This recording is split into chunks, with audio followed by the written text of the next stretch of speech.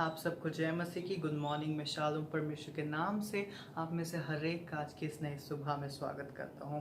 तो आइए आज के दिन को शुरू करते हैं प्रार्थना से। हम लोग अपने सरों को झुकाएंगे और प्रार्थना में जाएंगे। पिता परमेश्वर, धन्यवाद देते हैं आपको पिता परमेश्वर, आपने एक और नया दिन पिता परमेश्वर, नई रिफ्रेशमेंट पिता परमेश्वर, नई सामर्थ के साथ पिता परमेश्वर खड़ा किया, इसके धन्यवाद देते हैं। आज के इस दिन में प्रार्थना करते हैं जब आप पूरे दिन भर में जो भी कार्य में चाहते हैं पिता परमेश्वर, आपकी सामर्थ, आपकी स्ट्रेंथ पिता परमेश्वर हमें मिल सके, ताकि पूरी स्ट्रेंथ के साथ पिता परमेश्वर जाएँ और हर एक चीज़ के द्वारा आपके नाम को महिमा दे सके। प्रार्थना करते हैं हमारे सारे व्यूअर्स के लिए पिता परमेश्वर, उनको भी आपके हाथों में सौंपते हैं, उनके परिवारों को आपके हाथों में सौंपते हैं। अगर कोई तकलीफ बीमारी से गुजर रहा है पिता परमेश्वर, आपका आशीष बड़ा हाथ, चंगाई बड़ा हाथ उन पे मांगते हैं पिता परमेश्वर, चंगाई दीजिए, हील कीजिए, उसके द्वारा आपके नाम को महिमा मिल सके। सारे पॉलिटिशियंस को पिता परमेश्वर आपके हाथों में देते हैं पिता परमेश्वर, जब वो उस पूरे देश को चलाते हैं पिता परमेश्वर, अच्छी समझ बुद्धि दीजिए पिता परमेश्वर, ताकि विजिलेंस से इसको कार्य को कर सके पिता परमेश्वर। सब चीज़ों को आप ही के हाथों में सौंपते हैं, यीशु मसीह के नाम से मांगते हैं, आमीन। ये परमेश्वर के वचन में से एक अध्याय पढ़ेंगे, Ephesians 6:11।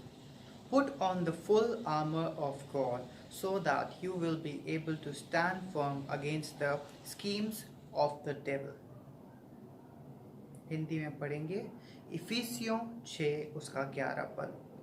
परमेश्वर के संपूर्ण कवच को धारण करो ताकि तुम शैतान की योजनाओं के सामने टिक सको। परमेश्वर का धन्यवाद देते हैं सुंदर वचन के लिए कि आज के सुबह में परमेश्वर हमको बताना चाहता है कि हमको परमेश्वर की ढाल और जो उसका कवच है, शील्ड हमको पहन लेना है। We have to wear that armour, ताकि जब हम संसार में जाते हैं, जब शैतान रेडी रहता है अपने वेपन्स के साथ हमारे ऊपर बोलना चाहिए अटैक करने के लिए, तब हम प्रॉपरली प्रिपेयर्ड रहें उनसे लड़ने के लिए।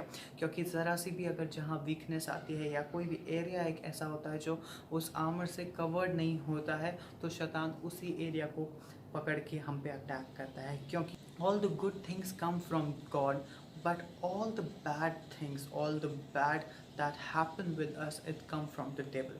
मतलब कि जो कुछ भी अच्छी चीज़ें हैं वो परमेश्वर की तरफ से आती हैं, पर जितना भी प्रॉब्लम्स या टेम्पटेशंस या जो भी गलत चीज़ें हैं वो सब हमेशा शैतान लेके आता है। तो इसीलिए परमेश्वर का वचन कहता है कि जब हम उस संसार में जाते हैं, जब शैतान हमारे ऊपर प्रहार करता है, जब वो अपने वेपन स्ट्रांगली हमारे ऊपर यूज़ करना चाहता है, अगर हमने वो आर्मर पहन रखा होगा, बुलेट प्रूफ जैकेट हमने पहन रखा होगा, तो वो जो बुलेट्स हैं जो शैतान की हैं वो हम पे अफेक्ट नहीं करेंगी और वो वहीं के वहीं एज अ ग्लास हमारे सामने गिर जाएंगी।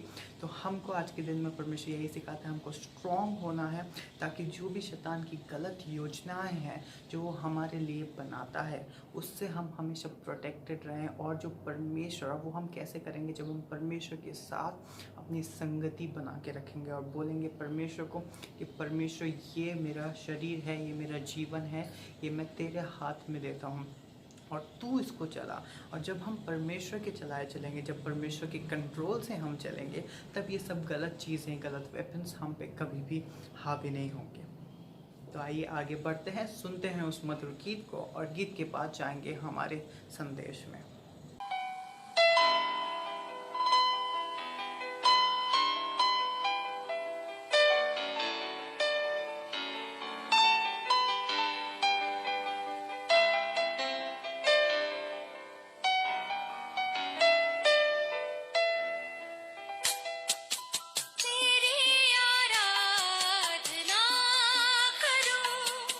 तेरी आराधना करूं,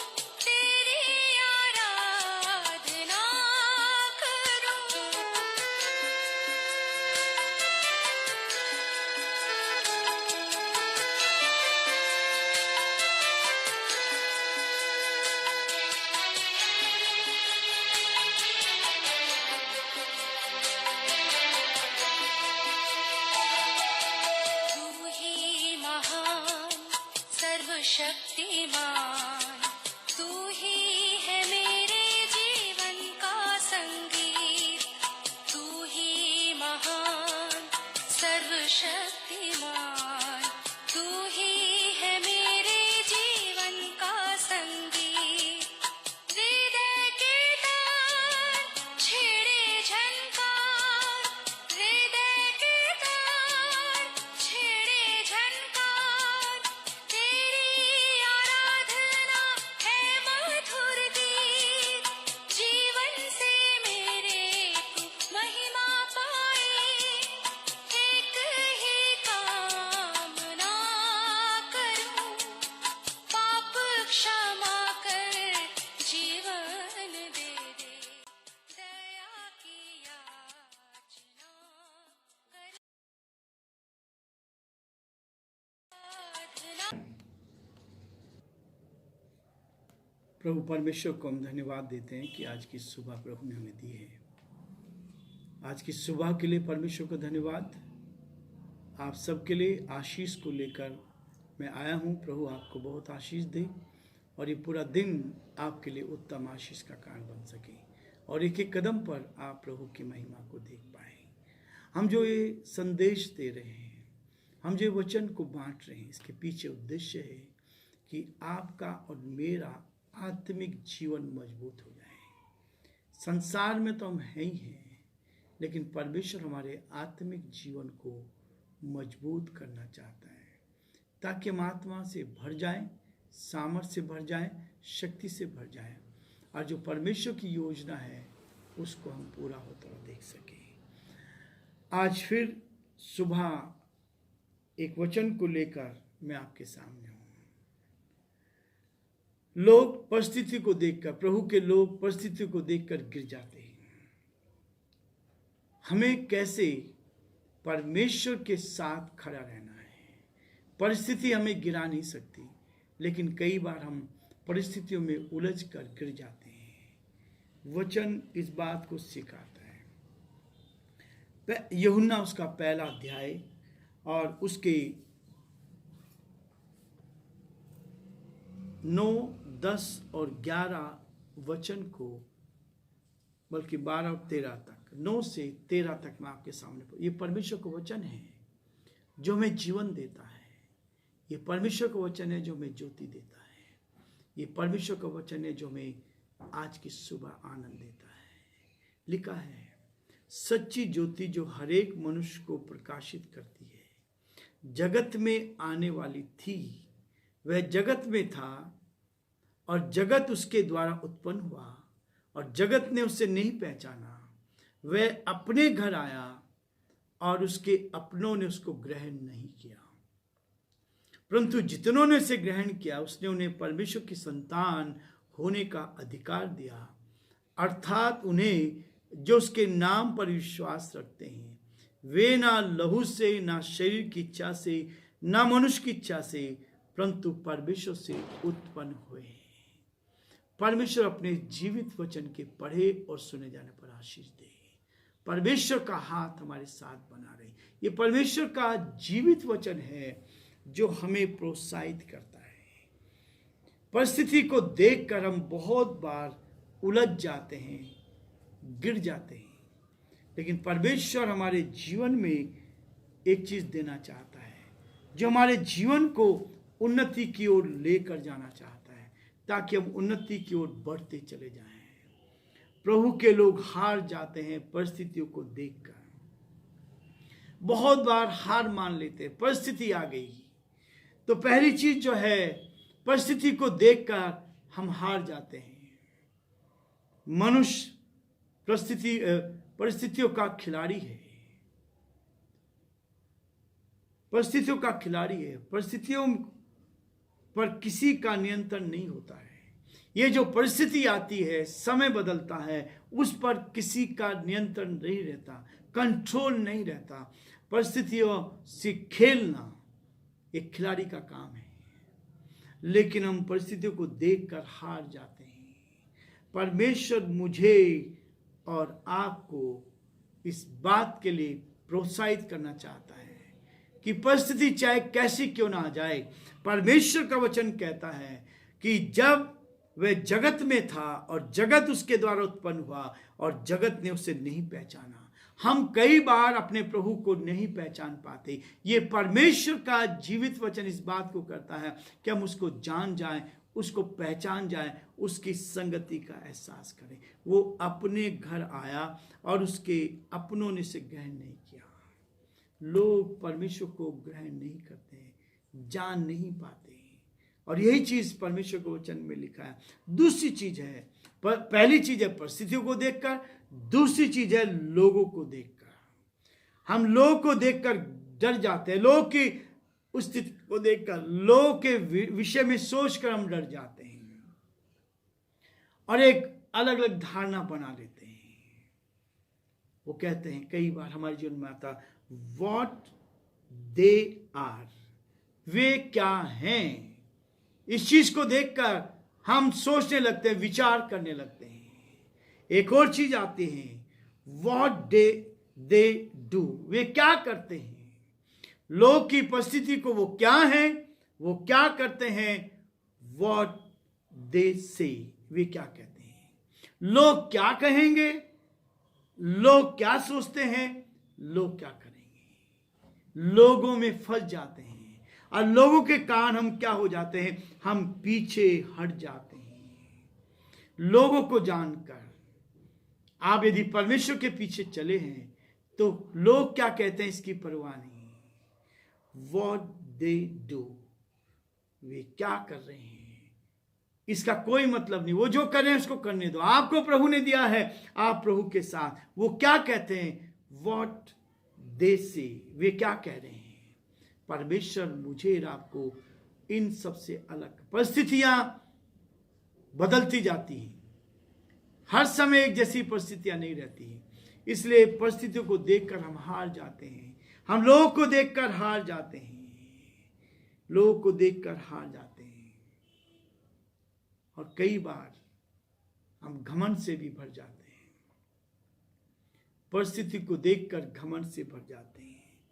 लेकिन तीसरी चीज कहता है, थिंग्स, वस्तुएं, भौतिक वस्तुओं को देखकर हम क्या करने लगते हैं, बहुत बार पिछड़ जाते हैं। संसार की भौतिक वस्तुएं हमारे जीवन को क्या कर देती हैं, पीछे ले जाती हैं, ताकि हम परमेश्वर के साथ जीवन ना जिए।